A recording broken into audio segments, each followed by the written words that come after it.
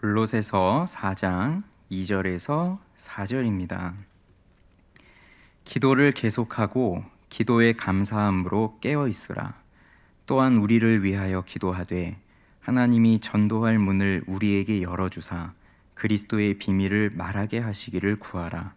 내가 이 일 때문에 매임을 당하였노라. 그리하면 내가 마땅히 할 말로써 이 비밀을 나타내리라.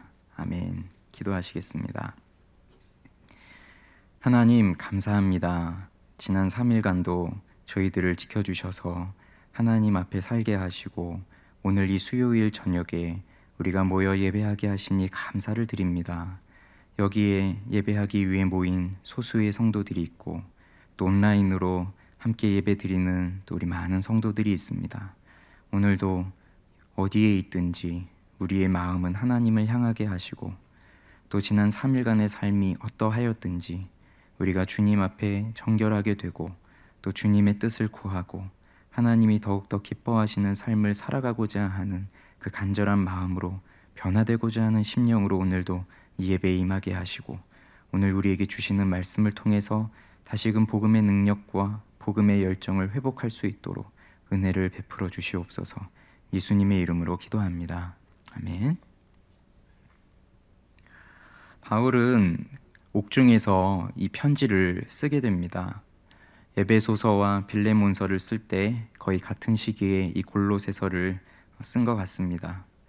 골로새 교회는 바울이 직접적으로 교회를 세운 교회는 아니었습니다.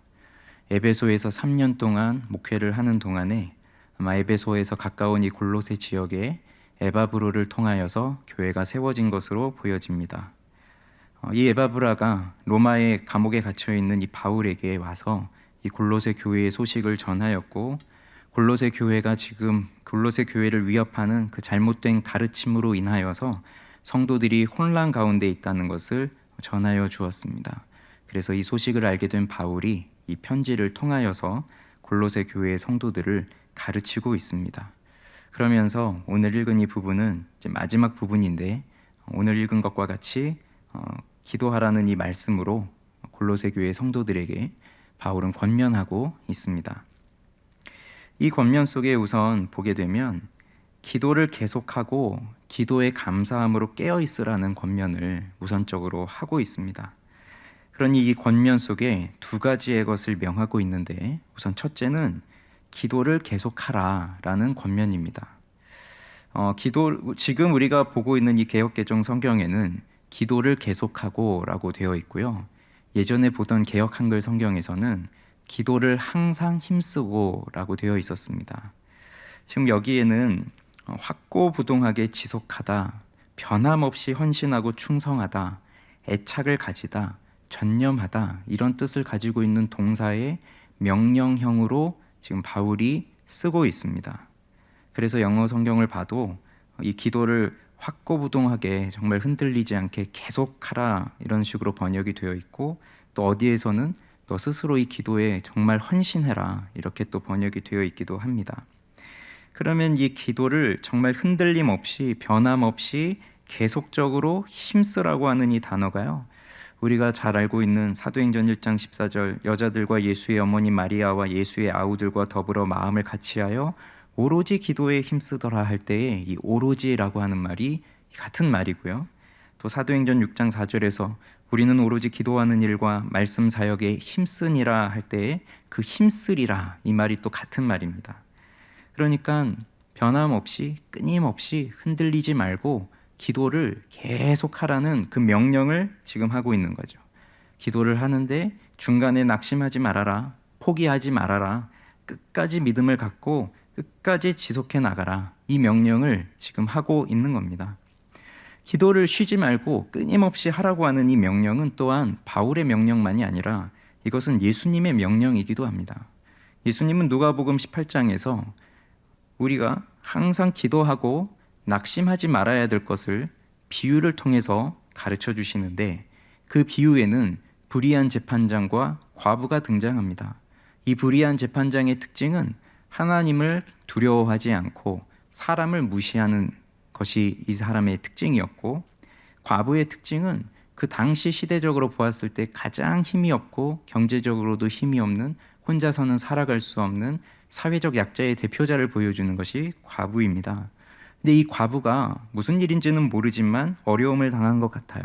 그래서 그 원한을 풀어달라고 재판장에게 오는데, 이 재판장의 특성상 하나님을 두려워하지 않고 사람을 무시하는 사람이니까, 그리고 그것을 자기 자신도 잘 알고 있어요.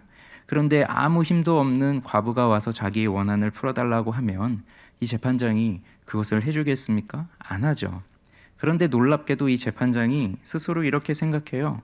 이 과부가 나를 번거롭게 하니까 그 원한을 내가 풀어주어야 되겠다. 그렇게 하지 않으면 이 과부가 계속 나를 찾아와서 나를 괴롭힐 것이다. 그러면서 그 원한을 풀어주는데, 그러면서 예수님이 하시는 말씀이 이거거든요. 하물며 하나님께서 그 밤낮 부르짖는 택하신 자들의 원한을 풀어주지 아니하시겠느냐? 그들에게 오래 참으시겠느냐? 여러분 답해 보시겠어요? 어떻게 하시겠죠? 속히 그 원한을 풀어주시리라. 이것이 예수님의 말씀이에요. 그러니 이 재판장도 자기 귀찮으니까 자기를 귀찮게 하는 사람 보기 싫어서 그의 원한을 풀어주는데, 하물며 우리 하나님께서, 우리 아버지께서 우리가 부르짖는 것을 왜 들어주지 아니하시겠느냐? 속히 그 원한을 풀어주신다. 그러니 기도해라. 낙심하지 말아라. 항상 기도하고 낙심하지 말아라. 이것을 우리에게 의무로 예수님이 가르쳐 주셨어요. 그래서 이 기도를 계속해라, 기도에 항상 힘을 쓰라 하는 것은 포기하지 말고 쉬지 말고 기도하라는 거죠. 그래서 이 의미는 이런 거예요.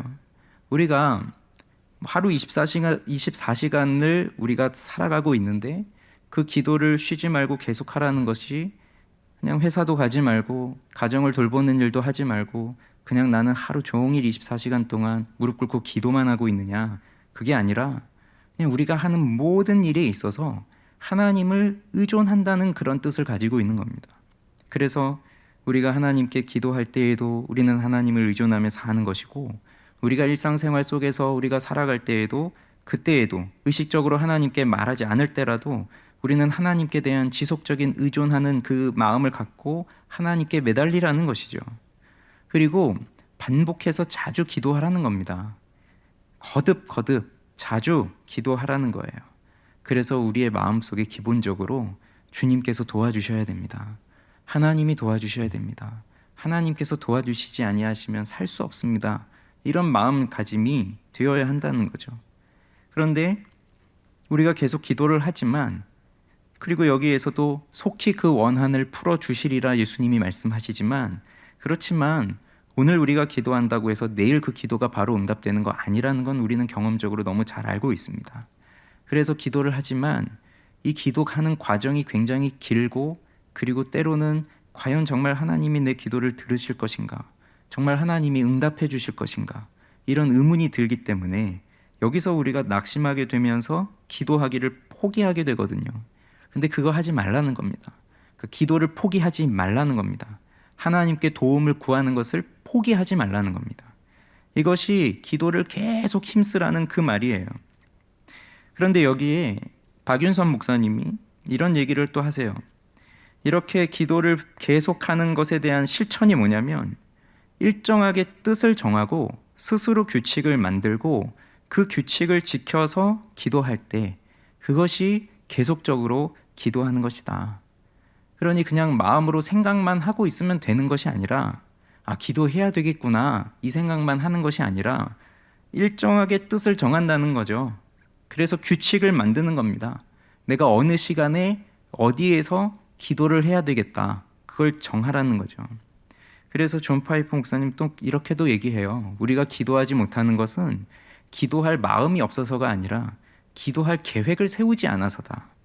그러니까 우리가 정말 기도하려면 기도할 계획을 구체적으로 세우라는 거죠. 그래서 오늘 우리들은 지금 몇 주째 작정 기도를 하고 있습니다. 또 이렇게 수요 예배에 나오셔서 예배 드리고 하시는 분들은 그래도 이렇게 마음에서 기도하기로 작정하고, 또 이 작정 기도 전에 이미 기도를 하고 계신 분들이 대다수이겠지만, 그렇지 않은 많은 분들이 이제 더 기도에 힘쓰도록 그냥 우리 기도 많이 합시다, 온 교회가 기도할 때입니다. 우리 기도로 교회를 세웁시다. 우리 기도로 이 코로나의 어려움을 이겨나갑시다.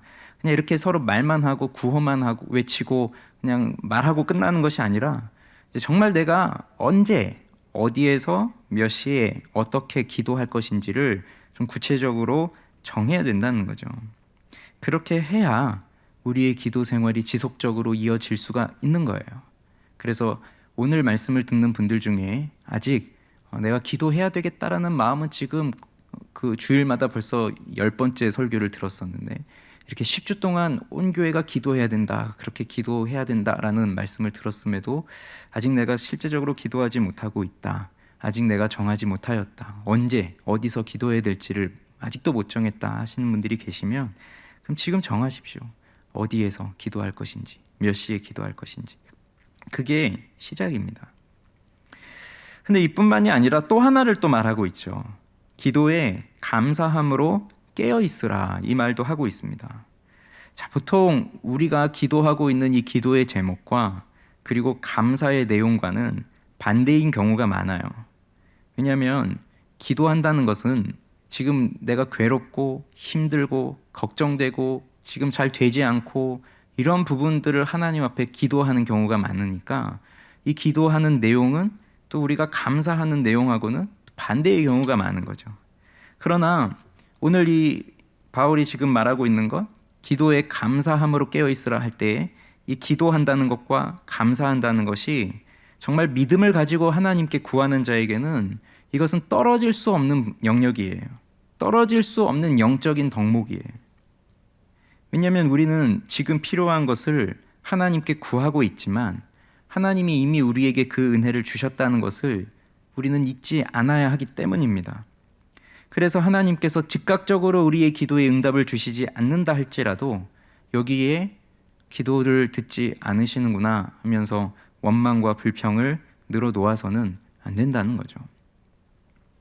수요 예배 때마다 우리 묵도할 때 함께 나누는 말씀이죠. 바울이 빌립보 교회에 이렇게 권면합니다. 아무것도 염려하지 말고 다만 모든 일에 기도와 간구로 너희 구할 것을 감사함으로 하나님께 아뢰라. 그리하면 모든 지각에 뛰어난 하나님의 평강이 그리스도 예수 안에서 너희 마음과 생각을 지키시리라. 이렇게 빌립보 교회 성도들에게 또 권면하고 있습니다.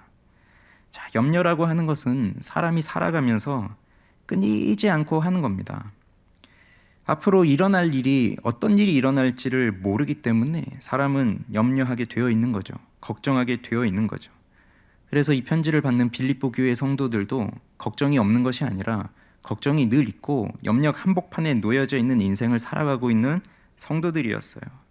그러니 그리스도인의 삶이라고 하는 것은 염려거리 자체가 없는 삶이 아니라 늘 염려하는 인생을 살아가고 있는데 여기서 우리에게 주시는 명령은 염려하지 말아라, 그거예요.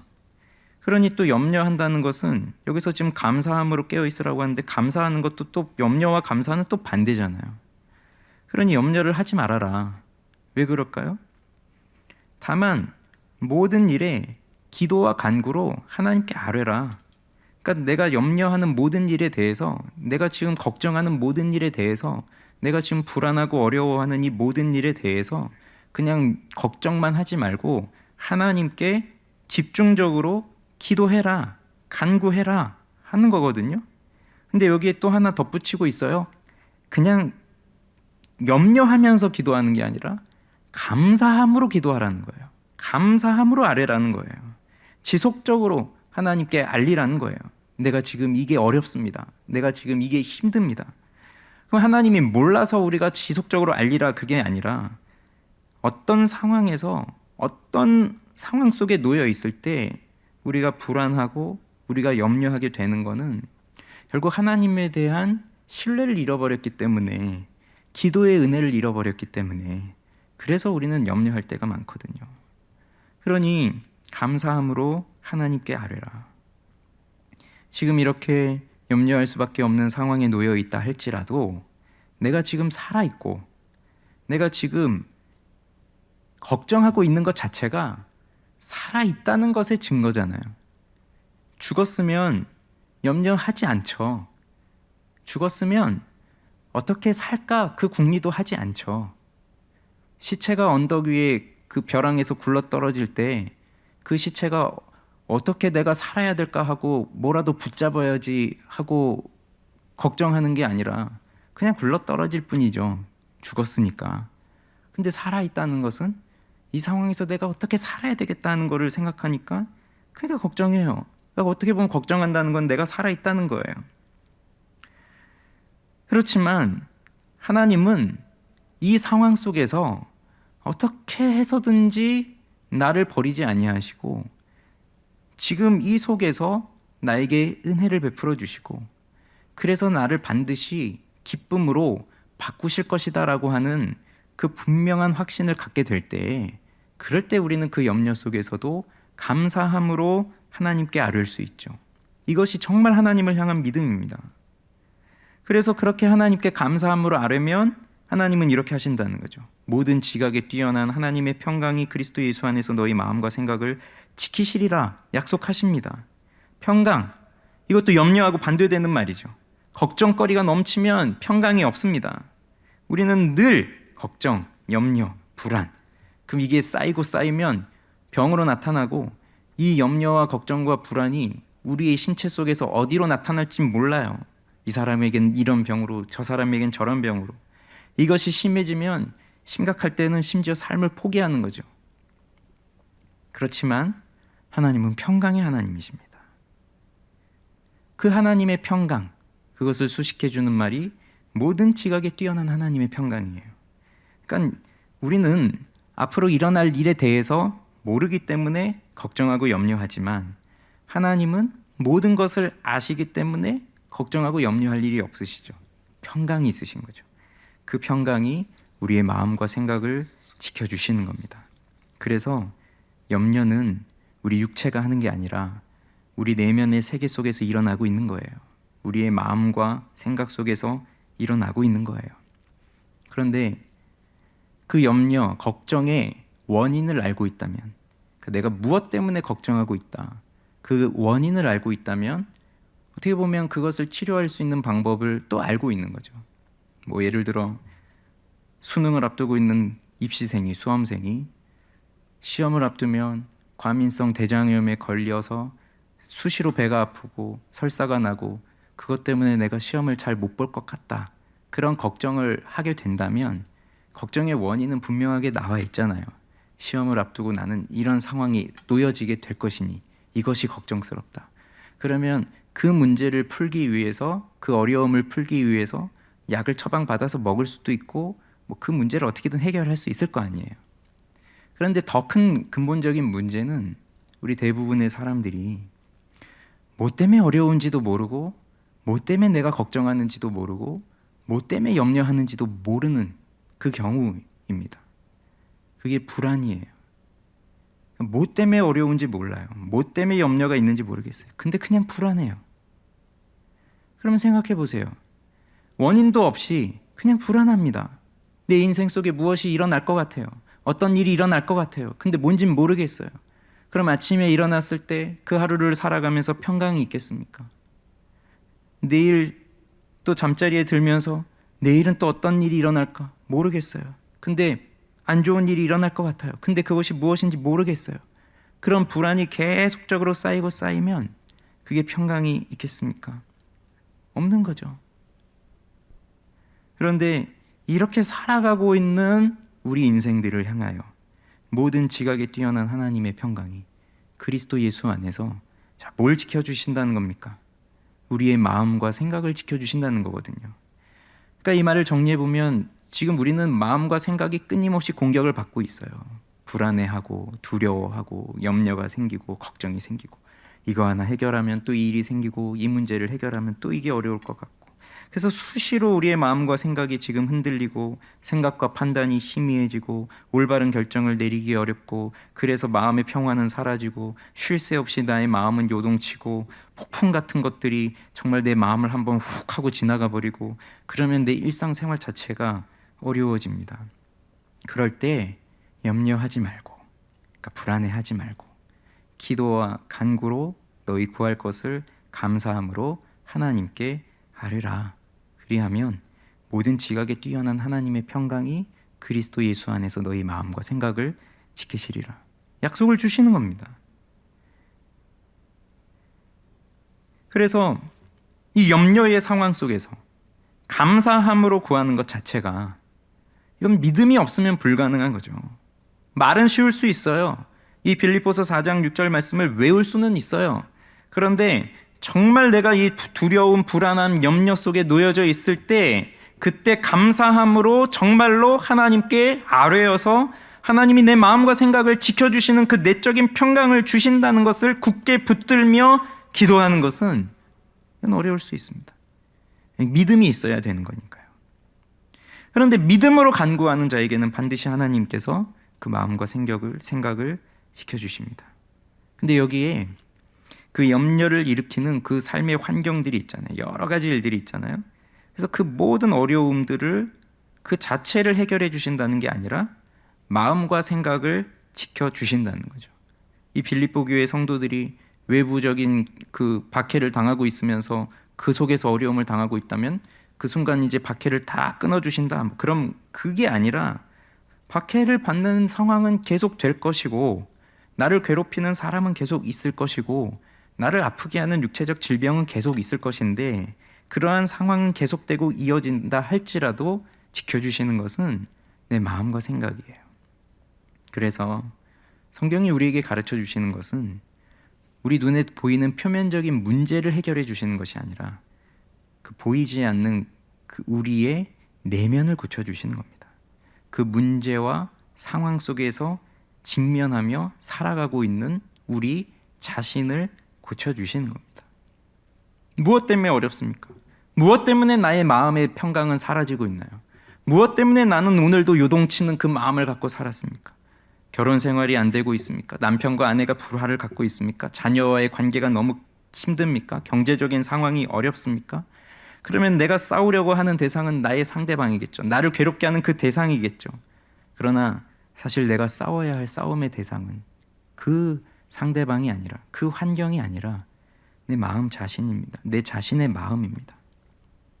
그래서 아무 일도 아닌데 내 스스로가 힘들다 생각하고 아무 일도 아닌데 나는 안 될 거라 생각하고 저 사람은 나를 저렇게 보지 않는데 내 스스로가 나를 이렇게 생각하다 보니 그렇게 힘들어지는 거죠. 이 상황에서 우리를 이길 수 있도록 해주시는 것은 하나님의 평강입니다. 그 하나님의 평강을 바라보면서 그래서 우리는 하나님 앞에 계속적으로 기도한다는 거예요.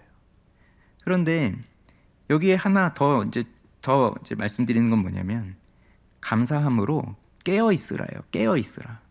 이게 더 중요합니다. 그러니까 기도를 계속 하는데 깨어 있으라는 거거든요. 이 깨어 있다는 말은 또 무슨 말이냐면 예수님이 잡히시는 그 밤에 제자들에게 당부하시잖아요. 너희도 깨어서 기도해라. 그렇게 당부하시잖아요. 그때 했던 말이 바로 이 말이에요. 깨어 있으라. 그런데 예수님이 내려와 봤어요. 그랬더니 제자들이 잠들어 있죠. 그때 이렇게 또 말씀하시죠. 시험에 들지 않게 깨어 있어 기도해라. 그 깨어 있으라는 말이 같은 말이거든요. 그리고 베드로 사도도 이렇게 말합니다. 근신하라 깨어라 너희 대적 마귀가 우는 사자같이 두루다니며 삼킬 자를 찾나니 할 때 여기 깨어라 할 때 이 단어 똑같은 단어를 쓰고 있어요. 그러면 자 기도를 계속해라. 지금 이게 명령이거든요. 기도에 항상 힘쓰라. 기도를 계속해라. 이게 명령이에요. 자, 이 명령에 보조적으로 주어지는 말이 뭐냐면 깨어 있으라 이거거든요. 그러면 우리가 기도할 때 모든 주의를 집중하여서 조심하면서 깨어 있으면서 기도해라. 그 얘기를 하는 거예요. 그럼 왜 기도하면서 깨어 있어야 할까요? 기도하는데 깨어 있지 않으면 우리는 마귀의 공격에 금방 넘어가 버리고 맙니다. 아까 베드로 사도가 얘기한 것처럼 마귀는 우는 사자와 같이 삼킬 자를 두루 찾고 있다고 했어요. 그래서 우리가 깨어 있지 않으면 금방 그 마귀의 먹이가 돼버립니다. 기도하기 위해서 나와 있는데 깨어 있지 않은 상황에서 기도하고 있다면, 그렇게 기도하면서도 잠들어 있다면 우리는 중언부언하면서 기도하게 되고 뭘 기도하는지도 모르면서 기도하게 되고 비록 기도하는 자리에 있다 할지라도 마귀가 내 생각을 흐트러버리고 마귀가 내 마음을 흐트러버려서 평강은 없고 감사함은 없고 오히려 기도하면서 원망과 불평이 쌓여지게 된다는 거예요. 게다가 기도가 끝난 후에도 마귀는 계속 공격하죠. 그래서 우리를 하나님에게서 멀어지게 만들려고 합니다. 그러니 여기서 우리는 이렇게 생각할 수 있습니다. 기도를 계속하는 것, 기도를 항상 힘쓰는 것, 즉 기도의 지속성은 곧 전투의 지속이다. 싸움의 지속이다. 깨어 있어야 한다는 것은 곧 영적인 싸움을 위해서 깨어 있어야 하는 것이니까 기도한다는 것, 기도를 지속적으로 한다는 것은 깨어 있는 거예요. 싸움이에요. 한 번 하는 건 얼마든지 할 수 있습니다. 1년에 한 번 수련회 가서 그 2박 3일 동안 열심으로 기도하는 거, 그거 얼마든지 할 수 있죠. 그러나 매일 우리가 죽을 때까지, 하나님의 나라에 들어갈 때까지 그렇게 끊임없이 기도하는 거는 또 다른 문제예요. 아프가니스탄이 탈레반에게 넘어갔죠? 왜 넘어갔습니까? 미국이 수많은 돈과 전쟁 그 무기와 물자와 모든 걸 다 지원해 주어도 그들 스스로가 싸울 의지가 없으니까 금방 망하고 맙니다. 마찬가지죠. 우리에게도 싸울 수 있는 무기가 주어지고 우리를 지원해주는 지원군이 있다 하여도 내가 싸우고자 하는 마음이 없으면 싸울 수가 없는 거죠. 어느 강사가 그렇게 강의를 하더라고요. 영어 강의를 쭉 하면서 강의를 자신이 정리한 내용들을 쫙 정리해서 쫙 그걸 쭉 강의를 해주는데 그런 말을 해요. 이렇게 정리를 싹 해줬는데 선생님 땡큐 그 말하고 그냥 끝나버린다. 학생들이 이걸 외워야 내 것이 되는데 외우질 않고 선생님이 정리를 잘 해주셨으니까 선생님 땡큐 그걸로 끝나버린다는 거죠. 그럼 그게 누구 것입니까? 그냥 강의 하나 듣고 정리 잘 된 내용을 잘 들었구나, 좋은 강의였구나. 그렇지만 자신이 실제적으로 그걸 외우기 위해서 노력하고 공부하고 복습하고 하지 않으면 자기 것이 안 되는 거잖아요. 영적인 생활도 마찬가지죠. 누군가 나를 위해서 기도해 줍니다. 그리고 기도를 작정합니다. 기도 제목을 적습니다. 그러나 내가 정작 기도하지 않으면 내 것이 아니라는 거죠. 금방 빼앗기고 잡아먹히고 쓰러지고 포기하고 낙심하고 떨어져 버리는 거예요. 그래서 기도를 계속하고 기도에 감사함으로 깨어 있으라. 이걸 골로새 교회 성도들에게 명령하고 있고 오늘 우리에게도 우리 주님께서 명하고 계십니다. 그러니 기도에 힘쓰시고 감사함으로 깨어 있어서 기도하는 우리 모두가 되기를 주님의 이름으로 축원합니다. 자, 또한 바울이 자신의 기도의 제목을 요청합니다. 그는 자신의 부족함을 너무 잘 알고 있기 때문에 우리 교인들의 기도, 성도들의 기도를 또 받고 싶어 했어요. 바울은 위대한 사도입니다. 그런데 이 편지를 받는 사람들은 어떻게 보면 바울의 가르침을 받아야 하는 사람들이고 바울이 이들을 위해서 기도해 줘야만 하는 그런 연약하고 어린 신자들이나 다름이 없지만 이 위대한 사도도 그 신자들에게, 그 성도들에게 기도를 요청합니다. 그러니 우리는 우리 공동체 안에서 서로를 위해 기도해 달라 요청하고, 근데 이것이 꼭 믿음이 연약한 사람이 믿음이 강한 사람에게 기도해 주세요라고 요청하는 것, 그것뿐만이 아니라 또 믿음의 선배가 또 가르치는 사람이 또 가르침을 받는 사람에게 또 역시 기도해 달라고 요청하는 것도 필요하고, 그렇게 서로를 위해서 기도해 주는 것이 이 공동체에서 너무나 필요한 거예요. 그런데 이 바울이 지금 기도를 요청하고 있는 그 기도의 제목을 보면 감옥에서 빨리 나올 수 있게 해달라 그런 내용도 아니고, 옥생활을 하고 있으니 내가 너무 몸이 아프다 그러니 내 몸을 낫게 해달라 그런 내용도 아니고요. 지금 이런 내용으로 기도 요청을 하고 있습니다. 3절에 보니까 또한 우리를 위하여 기도하되 하나님이 전도할 문을 우리에게 열어주사 그리스도의 비밀을 말하게 하시기를 구하라. 이 내용으로 기도를 요청하고 있어요. 그럼 뭘 원하는 겁니까? 우선 하나님이 전도할 문을 우리에게 열어주셔야 한다. 그거를 지금 요청하고 있죠. 전도할 문이라고 되어 있을 때 그 전도할, 보시면 성경책에 아마 각주가 되어 있죠. 또는 말씀의 문을 이렇게 또 밑에 보면 쓰여져 있습니다. 여기 그 전도라고 번역되어 있는 말이 로고스예요. 로고스, 로구라고 되어 있는데 로고스 그 말이에요. 그러니까 말씀이죠, 말씀. 그러니까 말씀의 문을 열어달라고 구해라. 그러니까 문이 열려야 돼요. 근데 무슨 문이냐면 사도인 내가 들어갈 수 있는 문, 전도할 수 있는 우리 전도 대원들이 들어갈 수 있는 문, 우리 사람이 들어갈 문, 그 문이 아니라 말씀이 들어갈 수 있는 그 문을 열어달라고 지금 구하고 있는 거죠. 이 말씀이 들어갈 문을 구하고 있는, 그 문이 열리도록 구하고 있는 겁니다. 그렇게 해서 그 문이 열려지면 그리스도의 비밀을 말하게 하시기를 그걸 구해라. 그걸 요청하고 있어요. 그러니 우리가 기도를 계속합니다.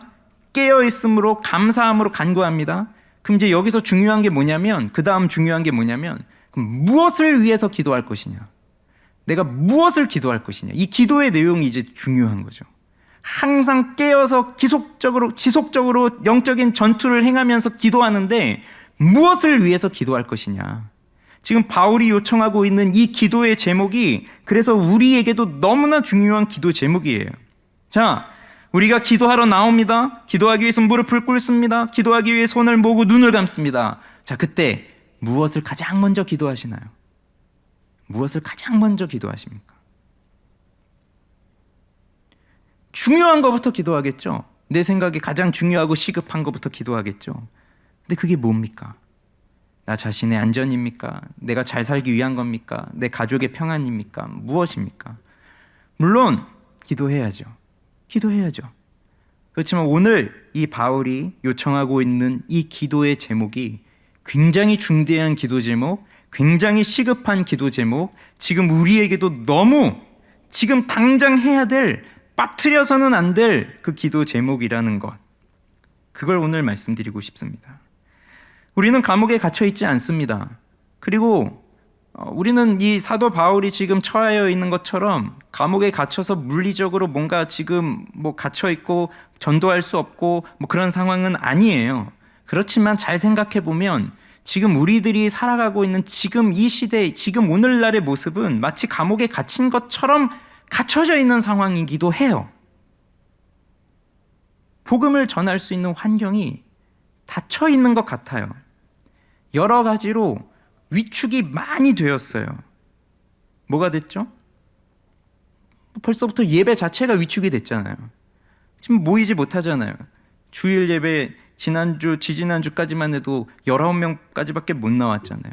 이제 10% 열어졌죠. 160명 나오는 거죠. 못 나와요.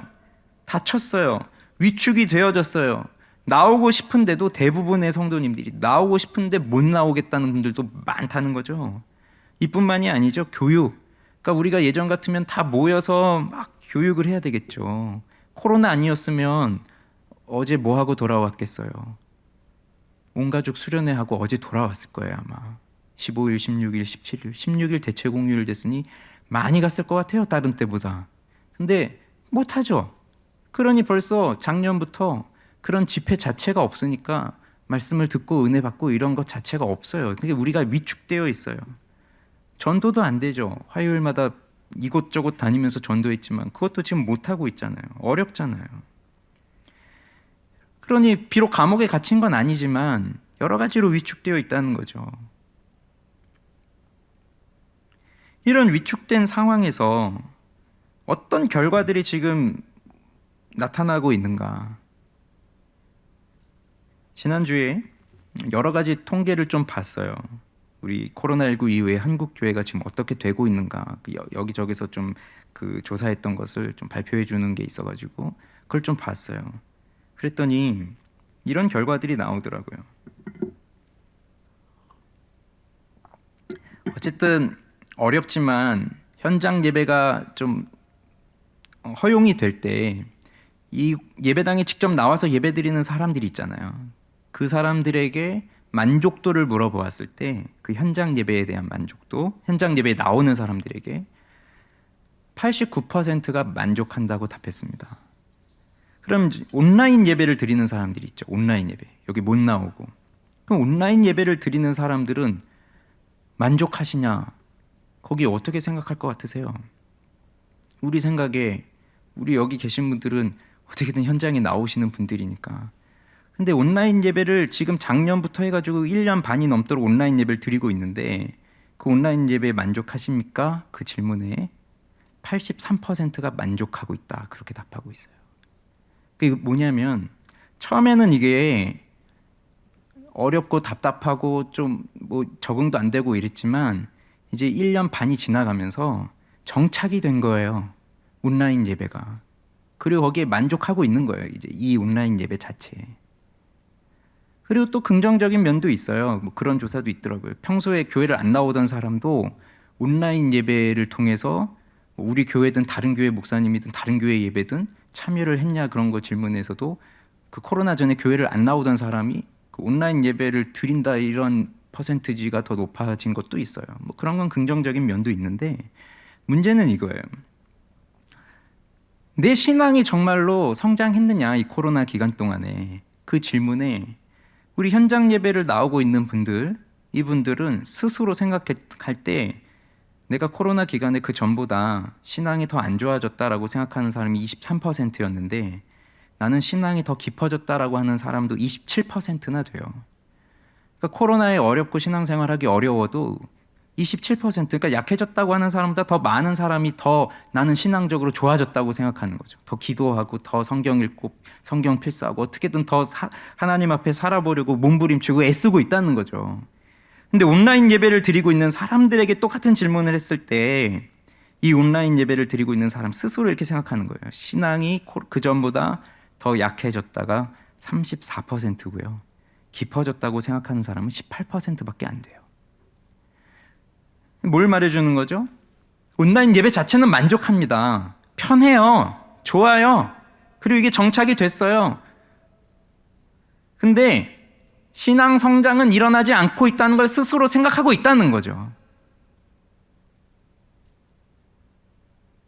더 놀라운 조사가 있었어요. 이 신앙이 약해져 간다는 사람들이 누가 더 점점 약해지냐면 나이가 어릴수록 특히 우리 청년들과 청소년들. 근데 우리 청소년들한테 물었습니다. 우리 중고등부 학생들 온라인 예배를 드리기 전에 뭐 합니까? 그러니까 뭐 하다가 온라인 예배를 드립니까? 예배 전에 72%가 유튜브 보다가 온라인 예배 드립니다. 그럼 유튜브에서 뭘 보겠어요, 이 아이들이? 음악, 게임, 뭐 엔터테인먼트, 연애, 영화, 드라마 이런 거 보다가 예배 시간 되니까 온라인 예배를 드려요. 그 온라인 예배 끝나고 난 다음에 뭐 합니까? 물어봤더니 85%가 유튜브 봅니다. 오히려 예배 전보다 더 많은 아이들이 유튜브로 빠져들어갔어요. 예배 드리고 나면 뭔가 은혜를 받고 이제 내가 정말 하나님 앞에서 뭐 기도하고 책 읽고 뭐 해야지 뭐 이게 아니라 더 많은 아이들이 유튜브 속으로 빠져들어갔어요. 이게 지금 현 상황이라는 거죠. 이게 우리 아이들만 그러겠어요? 어른들도 마찬가지죠. 10시 예배 때 저는 10시 예배 드리지 않으니까 이제 안내를 서다가 제가 우리 교회 방송을 이제 유튜브로 봅니다. 그러면 우리 땡 치고 묵도할 때 그때 접속자 수가요 500명대예요. 500명대. 근데 온라인 예배 10시 예배 최대 접속자 수는요 거의 1300대거든요. 뭘 말해줍니까? 절반 이상은 다 지각하고 있다는 거거든요. 12시 예배는 모르겠어요. 제가 12시 예배 사회를 보니까 들여다보진 않는데 10시 예배 때는 계속 봅니다. 매주 똑같아요. 매주. 시작할 때 거의 500명대. 그러다가 이제 설교 시작할 때 되면 이제 1200, 1300 되죠. 그리고 설교 끝나고 축도 끝나면 바로 쭉쭉 빠집니다. 뉴스 할 때도 많이, 열린 뉴스 할 때도 많이 빠지더라고요. 절반 이상이 온라인 예배 집에서 드리면서 지각하고 있어요. 이게 지금 우리 상황이거든요. 그러면 이 상황에서 이건 우리가 뭐 받아들여야 될 현실이고 그리고 이제 앞으로 우리들이 이걸 어떻게 풀어가야 되는가 하는 거를 이제 우리들이 고민해야 할 바이지만 지금 이 상황에서 우리가 할 수 있는 것이 무엇이겠습니까? 기도입니다. 기도예요. 뭐 유튜브 보는 아이들한테 유튜브 보지 말라고 핸드폰을 뺏어야 되겠어요? 근데 온라인 예배 드리려면 그 핸드폰 가지고 있어야 되는데. 기도밖에 없는 거예요. 기도밖에. 그럼 무엇을 위해서 기도할 것인가? 이게 중요한 거죠. 그러니까 우리가 기도해야 된다는 것은 다 동의하고, 그래 기도해야지, 그것까지는 다 동의가 돼요. 그럼 무엇을 위해 기도할 것인가? 우리 데살로니가후서 3장 1절에 바울은 또 이렇게 데살로니가 교회 성도들에게 권면합니다. 끝으로 형제들아, 너희는 우리를 위하여 기도하기를, 주의 말씀이 너희 가운데서와 같이 퍼져나가 영광스럽게 되고. 데살로니가는 바울이 얼마 머물지 않았어요. 한 3주 동안밖에 머물지 않았어요. 그런데 놀랍게 변했거든요, 이 데살로니가 교회가.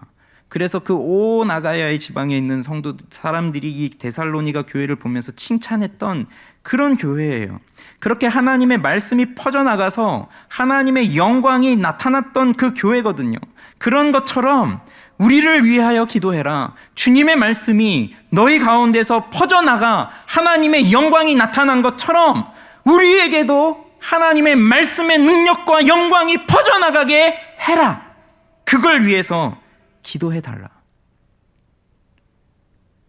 왜입니까? 사람을 바꾸는 것은 우리의 노력이 아니고 우리의 결심도 아니고 우리의 결정도 아니에요. 우리가 작정하고 매일 하루도 빠짐없이 기도하러 나온다고 해서 우리가 바뀌는 것이 아니에요. 바뀌는 것은 하나님의 말씀의 힘이죠. 말씀의 능력이죠. 말씀이 임하여야만 사람이 바뀌는 거죠. 말씀이 임하여야만 우리 아이들이 변하는 거죠. 말씀이 임하여야만 우리 부모들이 변하는 거죠. 그래서 이제 무엇을 위해 기도해야 하느냐? 이것이 굉장히 중요한 겁니다. 그럼 바울은 마지막으로 그리하면 내가 마땅히 할 말로써 이 비밀을 나타내리라. 그렇게 4절에서 말하죠. 그러니까 그리스도의 비밀을 내가 말하겠다.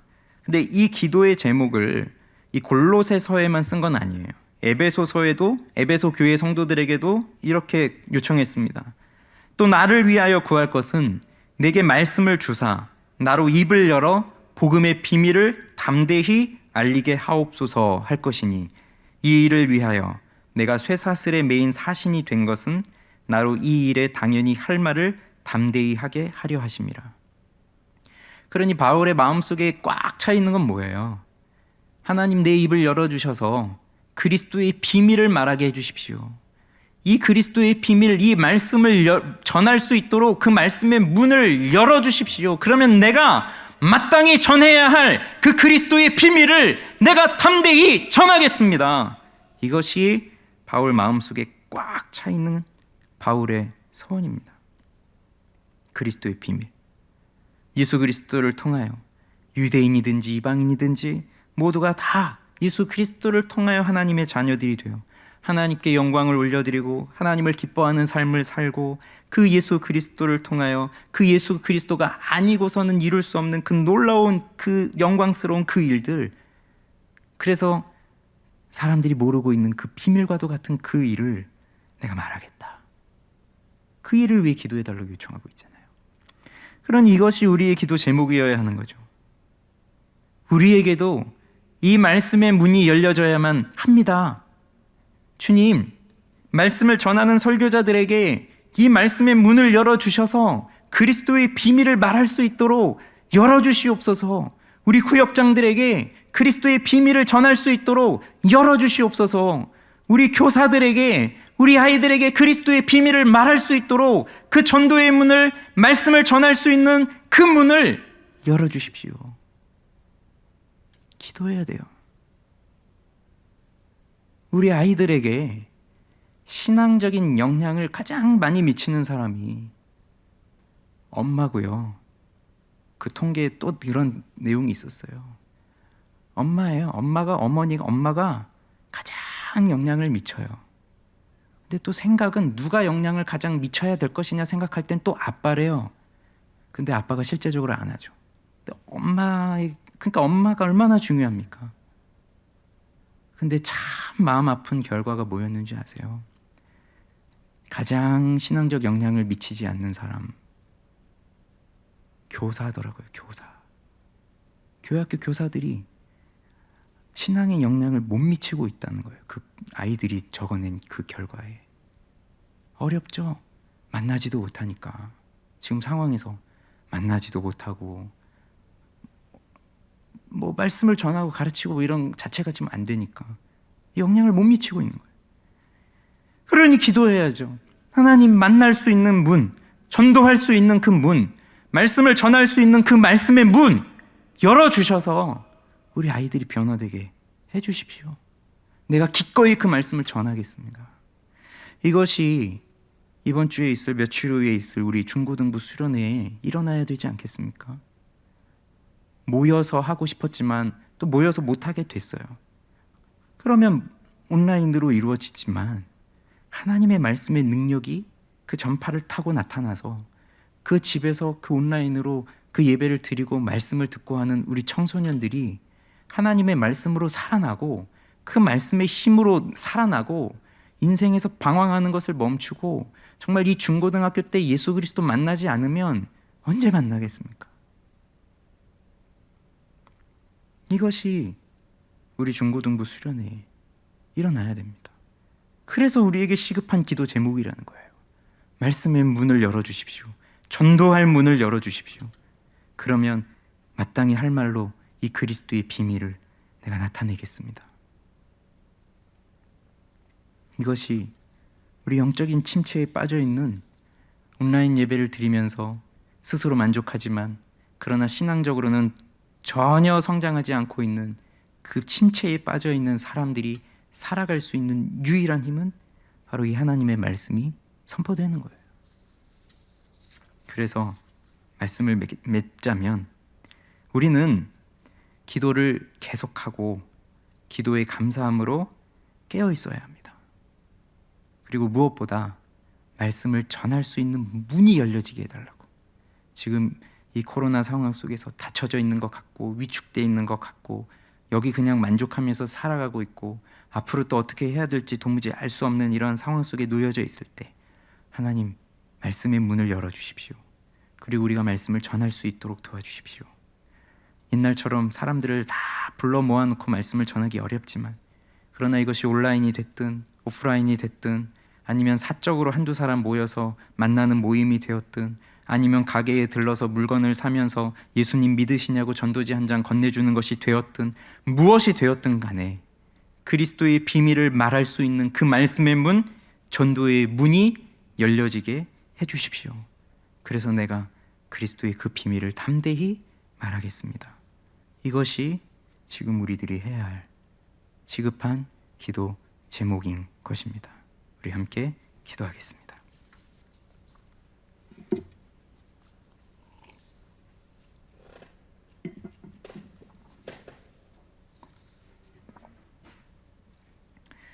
우리 말씀을 생각하면서 말씀의 문이 열려지도록 기도하시고 특별히 우리 토요일 주일에 있을 우리 중고등부 회심 집회와 또 수련회 온라인으로 이루어지지만 정말 하나님께서 은혜를 많이 주셔서 우리 아이들이 그 말씀을 꼭 들을 수 있게 해주시고 비록 이곳에 와서 말씀을 듣지 못하지만 멀리 떨어져 있지만 집중해서 말씀을 듣고 성령의 역사가 일어나서 그들이 각자의 있는 자리에서 회개하며 하나님을 만나게 되는 그 놀라운 역사가 일어나도록 말씀을 전하는 우리 설교자에게 큰 능력과 힘을 베풀어 주시도록 또 우리 부모들이 더 깨어서 기도할 수 있도록 도와주시도록 우리가 항상 기도에 힘쓰며 깨어 있어서 감사함으로 간구할 수 있는 저희들이 되도록 은혜를 달라고 우리 함께 기도하시겠습니다. 하나님 감사합니다. 또 주님의 은혜를 바라보며 주님 앞에 나아가는 저희들에게 하나님의 은혜를 베풀어 주시고 주님의 크신 능력을 더하여 주시옵소서. 코로나가 길어지고 만날 수 없고 모일 수 없고 여러 가지로 어려운 가운데 놓여있는 저희들의 인생 그리고 우리 교회들의 모습입니다. 그러나 여기에서 우리는 위축되지 아니하고 오히려 더욱더 담대히 그리스도를 전할 수 있도록 저희들을 도와주시옵소서. 주시옵소서. 오늘도 우리는 기도하기에 항상 힘을 다하는 사람들이 되게 하여 주시고 작정하여 기도하는 일에 동참하게 하시고 우리가 항상 깨어 감사함으로 기도하는 자들이 되게 하여 주옵소서. 그리하여 우리의 모든 염려와 걱정을 다 주님 앞에 맡겨드리고 모든 지각이 뛰어난 하나님의 평강이 그리스도 예수 안에서 우리의 마음과 생각을 지켜주시는 것을 경험하게 하여 주셔서 날마다 깨어 감사함으로 기도하는 저희들이 되게 하여 주시옵소서. 특별히 교회가 기도해야 할 건 바로 전도의 문을 열어달라고 하는 것입니다. 말씀의 문이 열려질 수 있도록 기도하는 것입니다. 하나님, 특별히 이번 주에 또 우리 청소년 수련회를 앞두고 있습니다. 우리 사랑하는 자녀들에게 말씀을 전하기 위하여 또 수련회를 준비하고 회심 집회를 준비합니다. 비록 만나서 할 수는 없지만 우리 가정에서 각자의 자리에서 말씀을 듣는 그 심령들, 그 영혼들을 하나님이 불쌍히 여겨주시고 하나님의 말씀의 능력을 나타내 주셔서 영혼을 깨우시는 주님의 능력이 나타나게 하여 주시옵소서. 그리스도의 비밀이 선포되게 하여 주셔서 그동안 알지 못하였던 그리스도의 비밀을 깨닫게 하여 주시고 그동안 눈이 가리워져서 알지 못하였던 하나님의 영광을 보게 하여 주셔서 우리 중학생, 고등학생, 우리 자녀들이 자신의 죄를 회개하고 예수 그리스도가 나의 유일한 구주여 소망인 것을 믿음으로 고백하게 되어지는 이 놀라운 구원의 역사가 일어나게 하여 주시옵소서. 하나님, 우리의 힘으로는 할 수 없으니 말씀의 능력으로 임하여 주시옵소서. 하나님, 말씀의 영광이 나타나게 하여 주시옵소서. 말씀의 부흥이 일어나게 하여 주시옵소서. 사람을 바꾸시는 말씀의 능력이 나타나게 하여 주시옵소서. 사람을 고치시는 말씀의 능력이 임하게 하여 주시옵소서. 그렇게 우리 한 사람 한 사람들이 깨어나게 하시고 우리 교사들이 살아나게 하시고 구역장들이 살아나게 하시고 교역자들이 살아나게 하시고 우리 또 부모들이 살아나게 하시고 그렇게 열심으로 기도하는 우리 모든 성도들이 되게 하여 주셔서 지금 이 어두움 가운데 놓여있는 이 조국의 교회들이 하나님의 말씀의 빛으로 돌아오게 하여 주시며 이 어두운 세상 속에 하나님의 놀라운 말씀의 능력을 나타낼 수 있도록 하나님이 역사하여 주시기를 원합니다.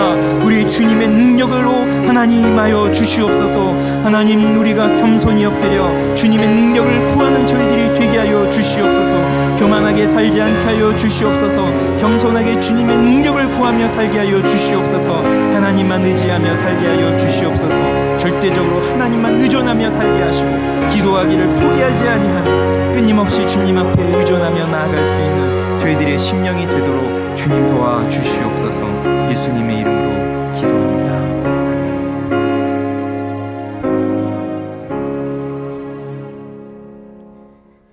주 예수 그리스도의 은혜와 하나님 아버지의 크신 사랑과 성령 하나님의 교통하심이 이제부터 영원토록 함께 있어지이다.